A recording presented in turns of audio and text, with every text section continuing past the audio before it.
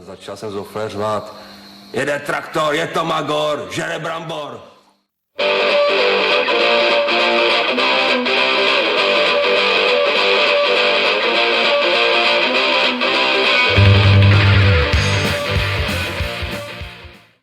V roku 1960 sa značka Zetor stala jedným z prvých výrobcov, ktorí sa prezentovali uceleným radom traktorov s vysokým stupňom unifikácie, možnosti využitia zhodných dielov na rôzne modely strojov, jednotlivých uzlov. Traktory tzv. Unifikovaného radu 1, skrátene UR1, sa stali dôstojným nástupcom traktorov Zetor 25 a Zetor Super. Tieto traktory boli poháňané vznetovými motormi s priamym strekovaním paliva a postupom času boli postupne zdokonaľované a konštrukčne modernizované.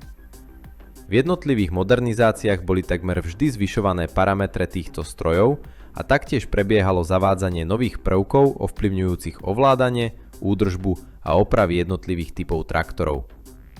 Prvým strojom tejto koncepcie sa stal Zetor 3011, obchodne označovaný ako Major. Medzi slovenskými poľnohospodármi tento názov zľudovel a dnes môžeme pod slangovým označením Majorec nájsť akýkoľvek traktor tejto série. V rokoch 1962 a 63 je model 3011 doplnený modelmi 4011 a 2011, ktoré tvoria tzv. Nultú modernizáciu UR1. Taktiež sa prešlo na nový systém označovania 4 číslicami pre lepšie rozlíšenie rôznych modifikácií traktorov.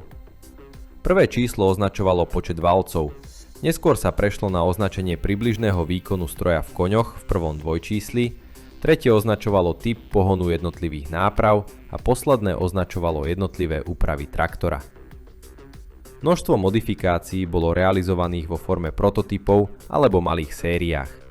Jednalo sa napríklad o pásový Zetor 2023, traktory s pohonom 4x4 Zetor 2045 a 4045, polopásový Zetor 3016, odpružený Zetor 4031, kolopásový Zetor 2041, viničný Zetor 2043 a iné.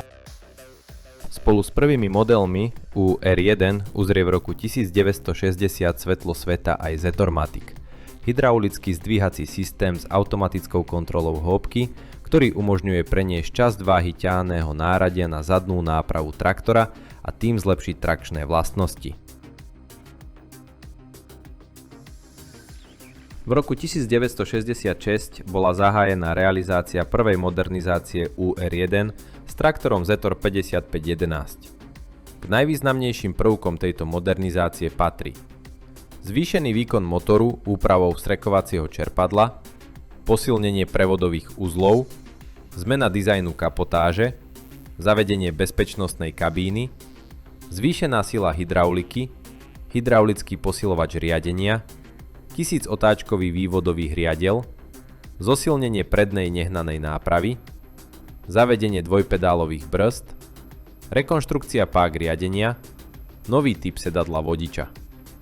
Týmito úpravami boli vybavené aj neskoršie modely Zetor 2511, 3511, 4511 a od nich odvodené modely, napríklad Zetor 3545 s pohonom 4x4, Zetor 5611 s bezpečnostnou kabínou alebo horský Zetor 5647. Celkom sa vyrobí vyše 80 000 traktorov tejto série. Zetor 5511, náš nejnovější a nejsilnější traktor, je výsledkem 20letých zkušeností brněnských konstruktérů, techniků a dělníků. O úspěchu našich Zetorů v zahraničí svědčí jasně i tato čísla. Za 20 roků jsme jich vyvezli skoro 250 000 do 80 zemí světa.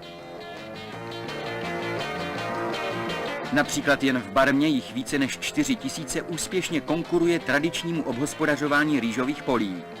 Jak je úctě se v této zemi těší, svědčí bankovka Barmského svazu s vyobrazením našeho Zetoru.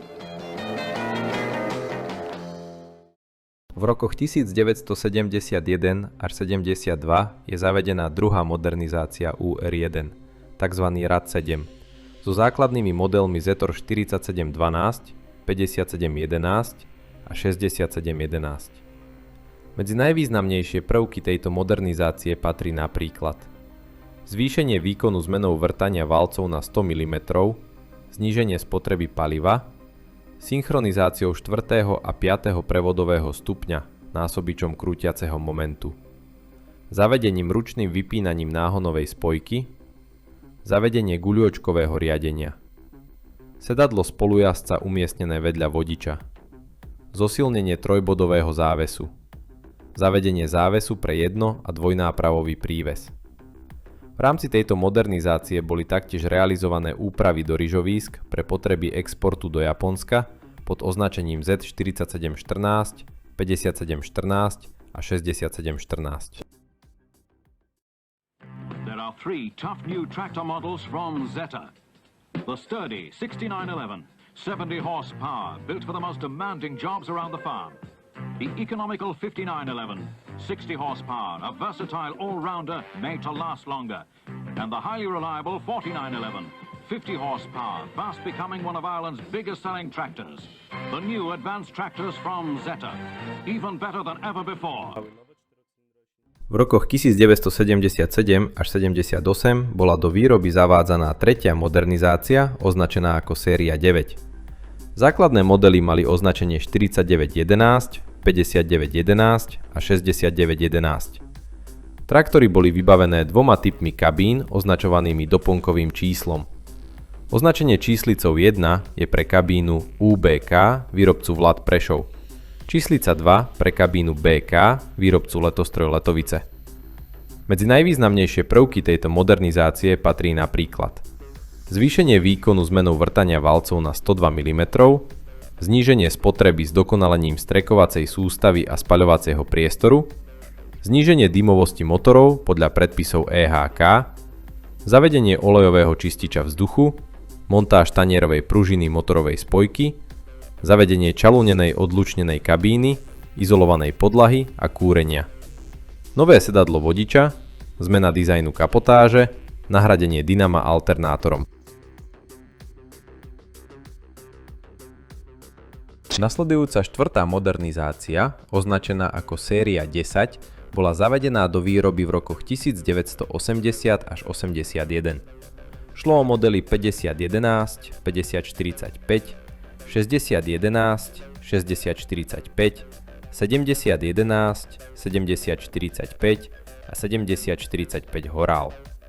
Rozsah tejto modernizácie bol zameraný predovšetkým na konštrukčné skupiny karosérie a ovládania s cieľom zlepšiť pracovné podmienky traktoristu. Po roku 1982 prešli motory zmenou názvoslovia podľa tejto modernizácie. Napríklad motor Z4901, montovaný do traktorov 4911 a 5111, zmenil názov na motor Z5001. Medzi najvýznamnejšie prvky tejto modernizácie patrí napríklad zmena dizajnu kapotáže, uloženie podlahy pomocou 4 silent blokov, kúrenie a vetranie pomocou ventilátora v kabíne, zabudovanie svetlometov do masky kapoty, umiestnenie palivovej nádrže na pravú stranu pod podlahou, zavedenie zavesených pedálov, spojky a brzdy na konzole, panelu riadiaca páka presunutá z palubnej dosky na podlahu medzi nohy vodiča. Zmeny realizované v ďalších modernizáciách nadväzovali na tieto úpravy, čo umožňuje spätnú montáž nových konštrukčních prvkov na tieto staršie typy traktorov. Dnes byla v brněnském Zetoru uvedena do provozu nová montážní hala, která je určena pro kompletaci čtvrté modernizace traktorů první unifikované řady. Tato investice v hodnotě 114 milionů korun je významným krokem v zajištění vysokých exportních úkolů Zetoru v patřičné kvalitě. Nová technologie umožňuje v cílovém řešení montáž více než 32 000 traktorů za rok, z nichž 2/3 jsou určeny na export. Ďalšia piata modernizácia, označovaná ako dvojkový rad, prebehla v roku 1984 a prišla s typovými označeniami Zetor 5211, 5245, 6211, 6245, 7211, 7245 a 7245 Horál. Pre horské traktory Horál bola bezpečnostná kabína konštrukčne upravená. Má predĺžené blatníky zadných kolies a je štandardne vybavená sklonomerom. V rámci tejto modernizácie došlo k viacerým ďalším zlepšeniam pracovných, hygienických a bezpečnostných podmienok, k významnému zlepšeniu technických parametrov traktorov a zvýšeniu životnosti a spoľahlivosti jednotlivých komponentov. Medzi najvýznamnejšie prvky tejto modernizácie patrí napríklad nové vstrekovacie čerpadlá, zosilnená skriňa prevodovky a rozvodovky, nové ľahké predné nápravy, kvapalinové ovládanie spojky. V roku 1990 sa k tejto modernizácii pridala aj úprava traktorov 5211 a 5245 na viničné traktory s úzkym rozchodom kolies, označené 5213 a 5243 a 5243 turbo. Rozsiahla expozícia výrobno-hospodárskej jednotky Agrozet ponúka návštevníkom veľtrhu celý rad pozoruhodných noviniek. Čo považujete za najpodnetnejšie pre poľnohospodárov? No rozhodne taký najzaujímavejší exponát je tu nový traktor 6. modernizácie Zetor 7745. Vyznačuje sa hlavne zníženou spotrebou paliva, vyššou prevádzkovou spoľahlivosťou, vyššou pojezdovou rýchlosťou, má prednú hnanú nápravu a má veľmi komfortnú kabínu. Kedy sa dostane do siete? Už koncom 4. štvrťroku tohto roku a začiatkom budúceho roku už budeme tieto traktory bežne dodávať.